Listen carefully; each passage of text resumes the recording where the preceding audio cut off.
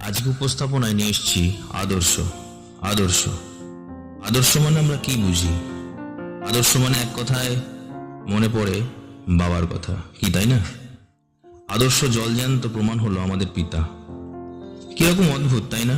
365 দিন কোনো চাওয়া পাওয়া ছাড়াই নিঃশর্ত কাজ করে চলেছে সেই মানুষটির নামই হলো বাবা। সন্তানদের প্রত্যেকটা আবদারের একমাত্র ঠিকানাটিও হলো বাবা। পুজোর সময় সকলের জন্য নতুন জামা কাপড় সব কিছু কিনে দেওয়ার পর কিছু নিজের জন্য পুরনো জামা কাপড় প্যান্ট কেচে ইস্ত্রি করে নিয়ে পুজোটা চলে যাবে বললেই চলে যায়, তার নাম হলো বাবা।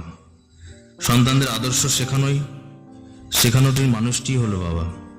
বাবা যার চোখে জল দেখিনি ছুটি নিতে, শীত গ্রীষ্ম বর্ষা কোনো কালেই ছুটি নিতে দেখিনি জ্বর হতে, কি আশ্চর্য রক্ত মাংস গড়া এই রোবটটি, তার নাম হলো বাবা।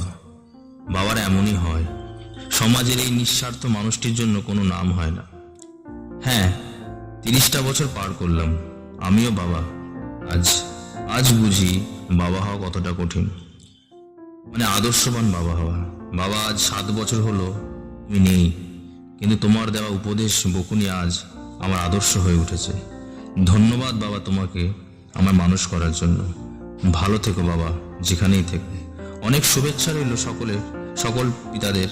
খুব ভালো থাকুক পৃথিবীর সকল বাবা, আদর্শ হয়ে উঠুক প্রত্যেকটি সন্তানের তার পিতারা। ধন্যবাদ। ভিডিওটি ভালো লাগলে অবশ্যই একটি লাইক, কমেন্ট ও শেয়ার করবেন, এবং আগামী কাকে নিয়ে বা কিভাবে শুনতে চাইবেন সেটা আমাকে বলবেন। ধন্যবাদ।